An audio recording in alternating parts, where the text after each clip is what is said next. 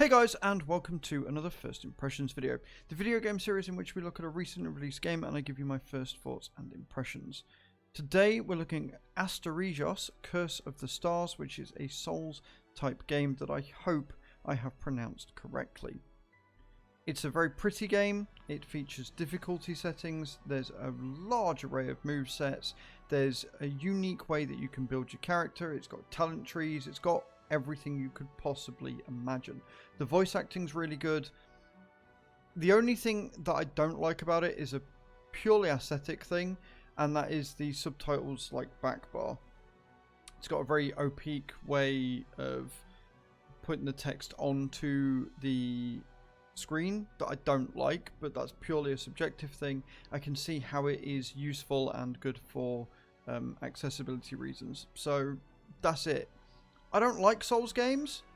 I really like this. We will probably be playing this on this coming Friday on Twitch, so make sure you're there for that. But let's not waste any more of your time. Let's jump straight into those options. Alright, options then. And as you can see straight away, there is loads. Now, interestingly, they've put like the sound or audio options in with the game options. And it does start it all at 0.5, which is really nice.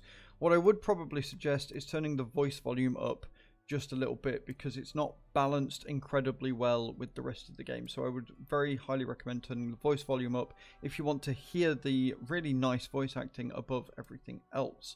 You've got language, then you've got your camera direction, you've got camera sensitivity, tutorial if you want that on or off, heads up display on or off, enemies meter and lock tip on or off, enemy damage display, main quest objectives, controller vibration, camera shake, when player idles. So you can change what it does. You can either disable it, have it around player, or camera on face all the time. I like that. Camera following enabled, reduce strong light affecting. You can either reduce it or leave it on normal, and auto lock next target on or off. I actually prefer it off, but it's a nice thing to have. There's a lot of really nice sort of accessibility options in here that you can really make use of.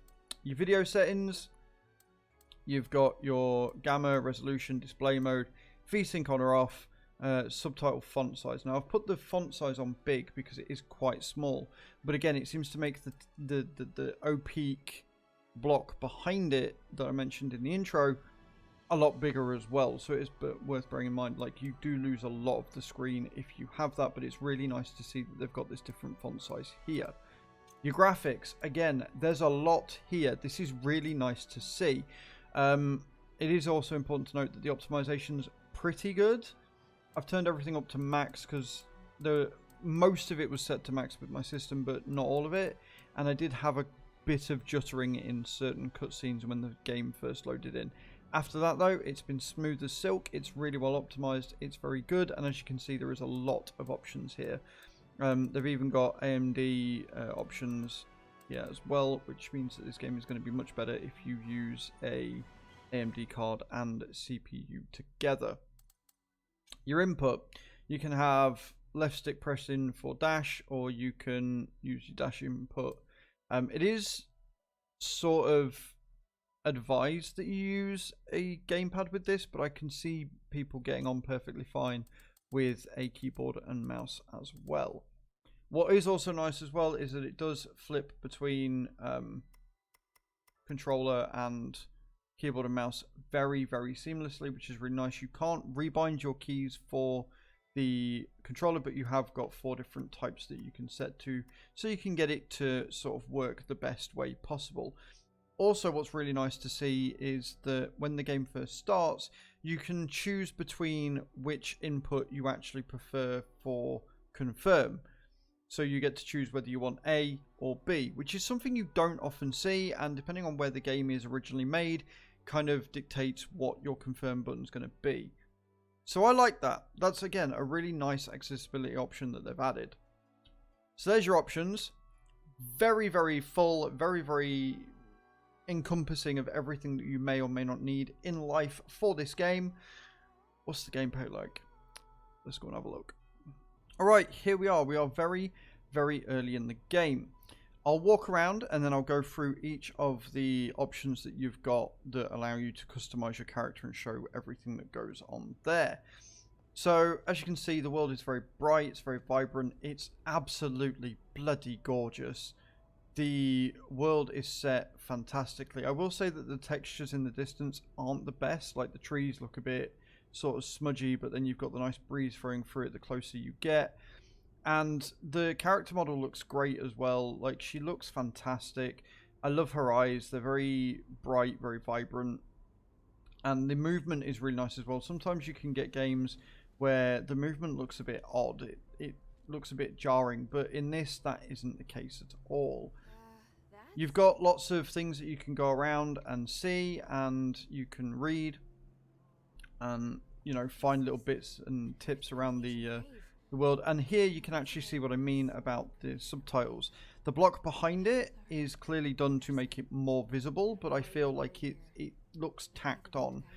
I personally don't like it, but I can see how other people could find it maybe easier to see and therefore easier to read, which is again a good accessibility option. Combat is very free-flowing. It's very typical of Souls games in that you have to dodge a lot, you've got to do rolling and stuff.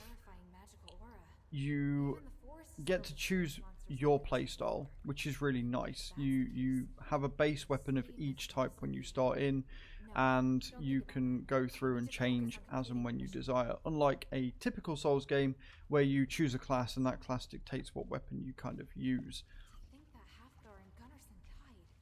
It's very, very good. We're going to try and find an enemy so I can show you some combat. But again, the running looks really good.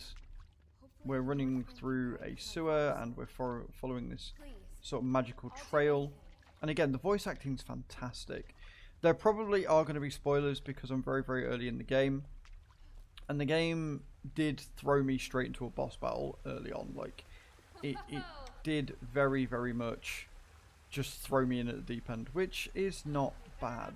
Like, I don't mind that. It gives you a good sort of feel for what's going to happen. Now, you also got lockpicking in the game.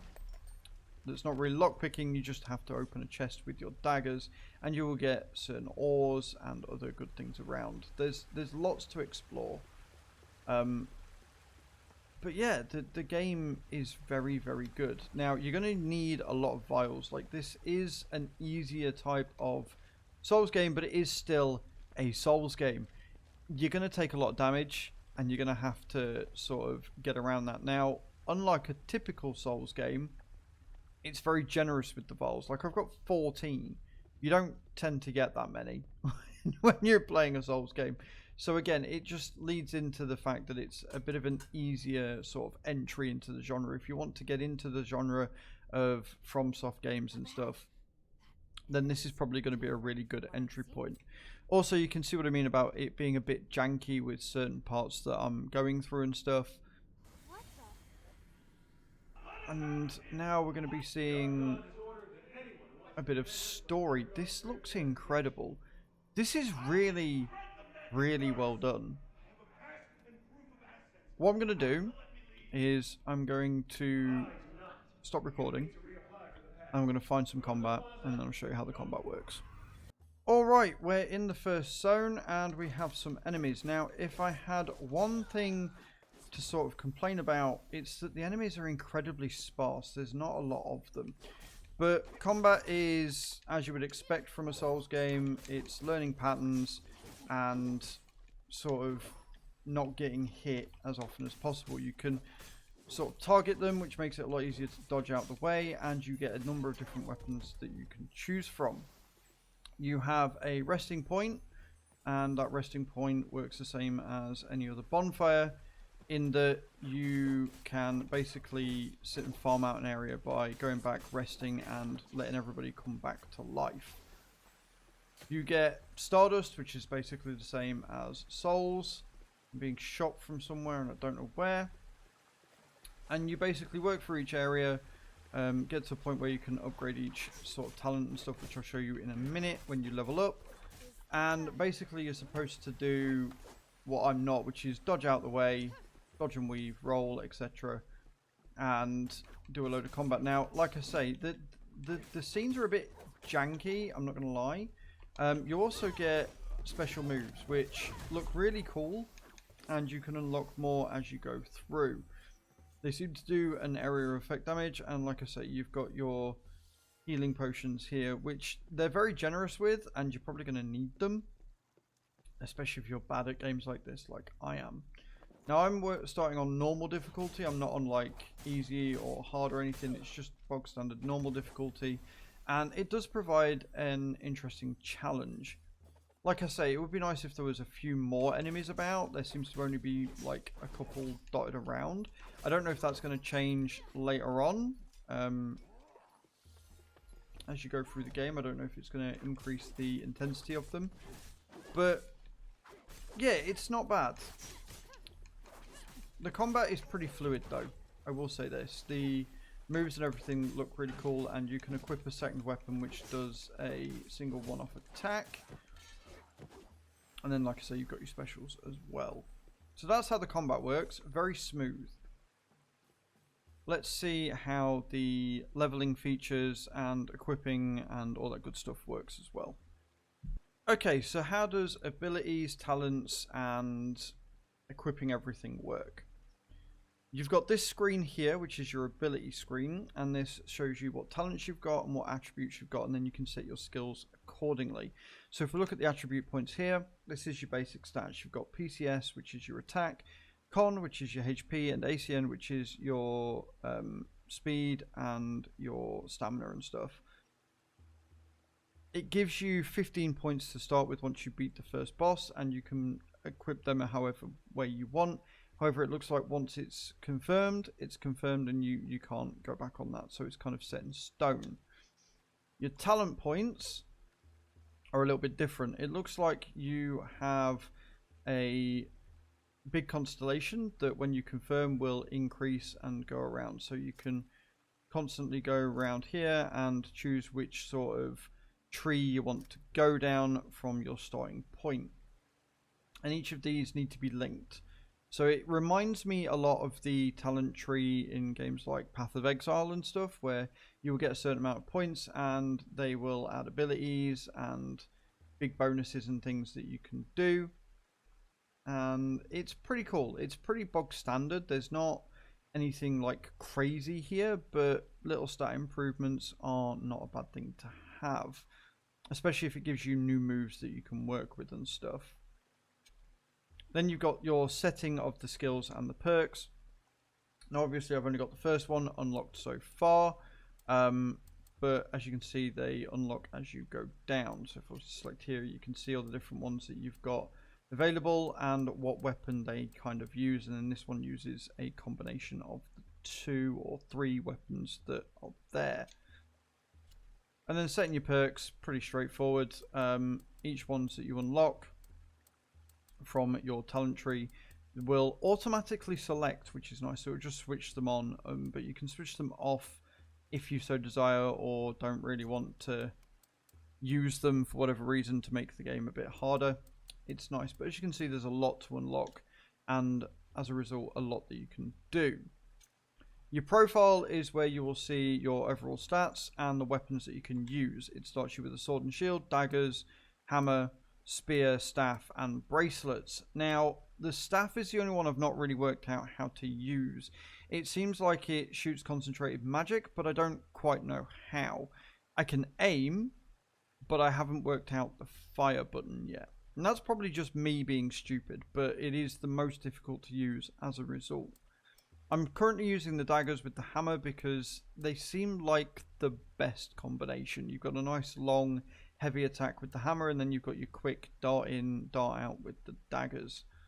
Other than that, you've got your trinkets, which you will pick up as you go along. As you can see, I've got the default one there, but I haven't equipped it yet. There you go, and it will show you what it gives you. So it gives you maximum SP.